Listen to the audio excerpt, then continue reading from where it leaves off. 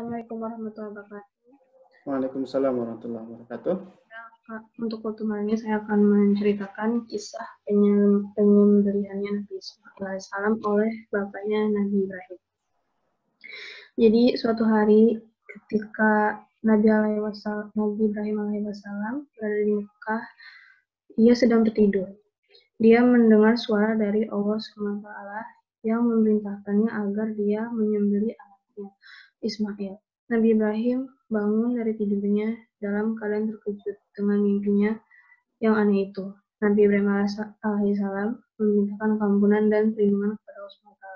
Dia kembali tidur, tapi mimpinya tetap sama. Dia bangun lagi dan tidur lagi, tapi mimpinya masih sama. Nabi Ibrahim alaihissalam mengetahui bahwa perintah tersebut merupakan ujian yang harus dijalani. Amat berat bagi Ibrahim alaihissalam untuk memberitahu isi wahyu itu kepada Ismail. Ismail pada saat itu menginjak dewasa dan boleh mencari nafkahnya sendiri. Nabi Ibrahim alaihissalam sangat senang karena menginjak dewasa dan karena Ismail sudah besar.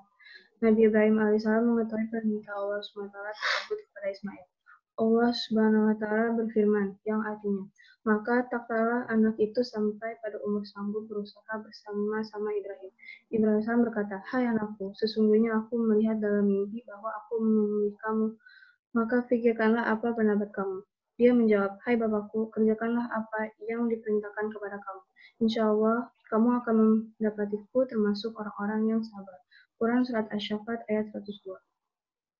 Ketika Nabi Ibrahim alaihissalam hendak pergi melaksanakan penyembelihan putranya itu, beliau berkata kepada Siti Hajar, ibu Ismail alaihissalam, tolong kamu pakaikan anak kamu Ismail pakaian yang paling baik dan cantik, karena aku akan berziarah dengannya.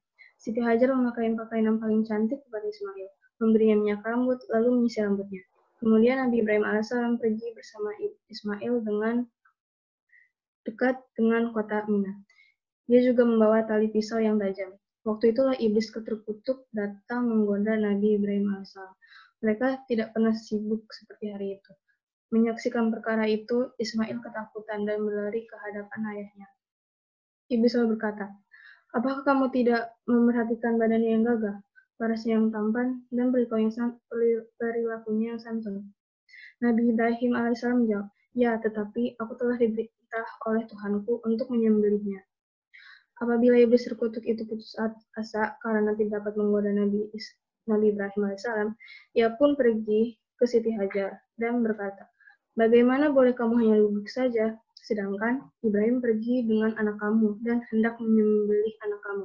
Siti Hajar menjawab, jangan berdusta, aku tahu seorang ayah tidak sanggup menyembelih anaknya sendiri. Iblis berkata, suami kamu membawa pergi anak kamu sambil membawa tali pisau. Dia mengira Tuhannya telah menyuruhnya untuk itu. Siti Hajar menggelak. Nabi tidak diperintahkan untuk mengerjakan sesuatu yang sia-sia. Tapi jika memang Allah Subhanahu wa Ta'ala telah menentukan perkara itu, aku sendiri bersedia untuk menurut perintah itu dengan jiwaku. Bukan hanya jiwa, malah anakku rela kukorbankan demi Allah Subhanahu wa Ta'ala. Iblis terkutuk putus asa karena tidak boleh memujuk Siti Hajar.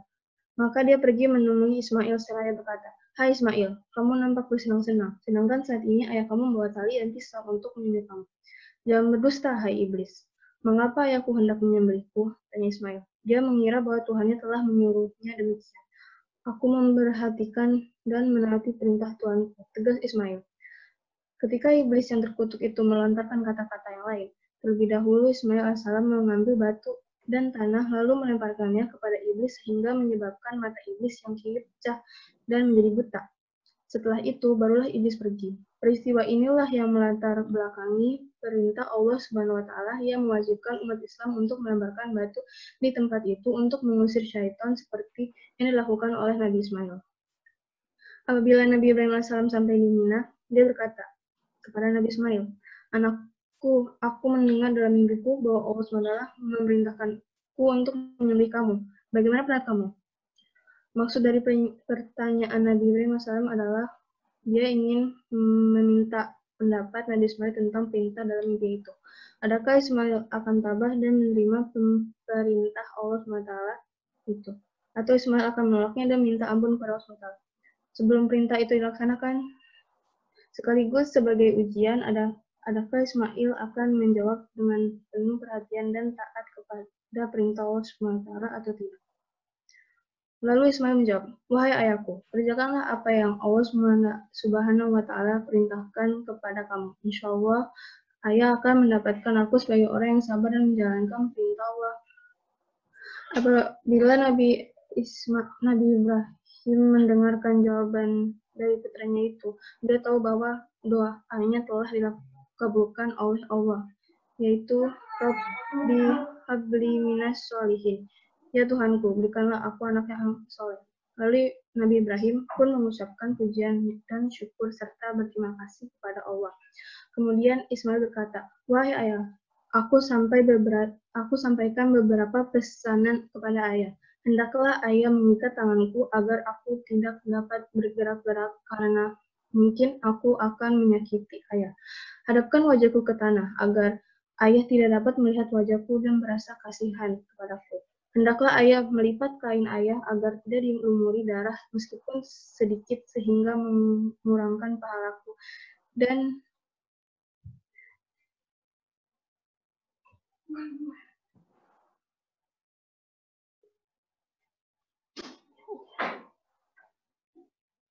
diketahui oleh ibu hingga dia menjadi sedih.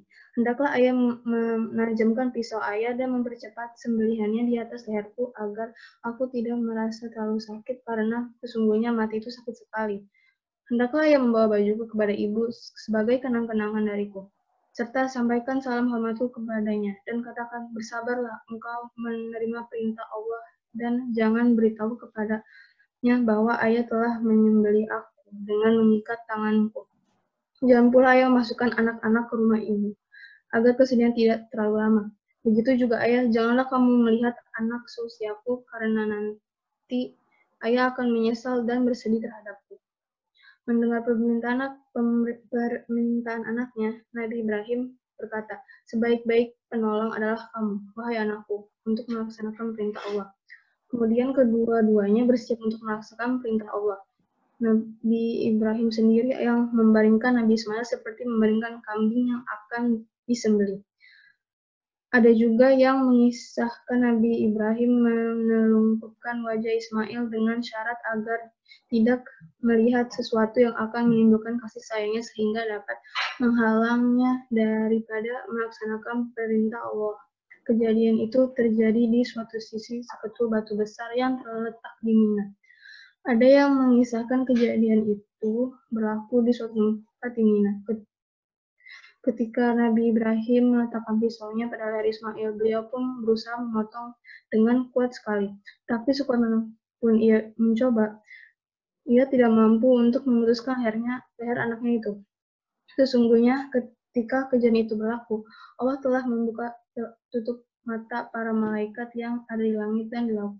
Ketika melihat Nabi Ibrahim telah menyembelih putranya Ismail, mereka tersungkur tersujud kepada Allah.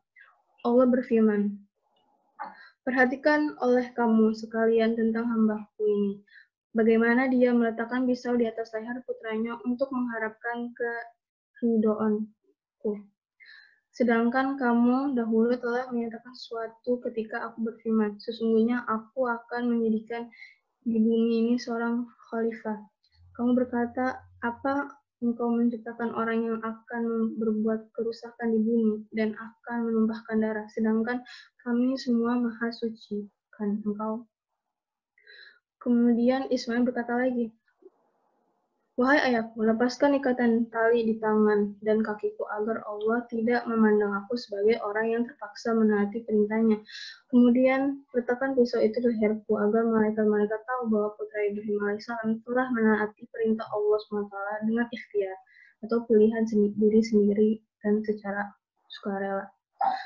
Lalu Nabi Ibrahim pun menelentangkan kedua tangan Ismail dan kedua kakinya yang tanpa ikatan, serta memalingkan wajahnya ke tanah, lalu menekankan pisau dengan sekuat tenaganya. Namun dengan izin Allah, ternyata pisau itu tidak boleh memotong dari Ismail.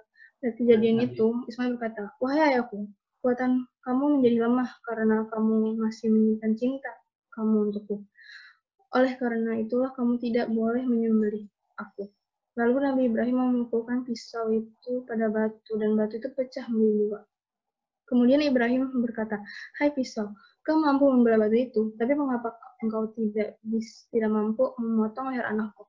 Dengan izin Allah, pisau itu dapat berbicara dan menjawab, "Wahai Nabi Allah Ibrahim, kamu memang mengatakan potonglah kepadaku, sedangkan Tuhan penyuruh alam sekalian juga berfirman, janganlah kamu potong. Maka bagaimana mungkin aku melatih kamu, sedangkan aku harus mendurhakai Tuhanku dan Tuhan kamu." Kemudian Allah berfirman, "Dan kami menyuruh, hai Ibrahim, sungguh kamu telah membenarkan mimpi kamu daripada semua yang kamu lakukan. Aku boleh melihat bahwa kamu bersungguh-sungguh telah memilih keridhoanku daripada kecintaan kamu terhadap anak kamu. Oleh sebab itulah kamu termasuk golongan orang-orang yang taat kepada perintahku. Sesungguhnya ujian ini merupakan ujian yang nyata. Penyembelihan itu adalah ujian yang nyata untuk mengetahui antara yang ikhlas dan tidak ikhlas, dan merupakan ujian yang sangat sukar karena tidak ada yang sesukar ini. Maka kami menyelamatkan orang yang diperintahkan menyembelih dengan sembelihan yang telah daripada surga, yaitu kambing kibas yang dahulu telah dikorbankan oleh Habil yang telah diterima darinya. Korban kambing itu tetap berada di surga, sehingga Ismail ditebus dengan kambing itu.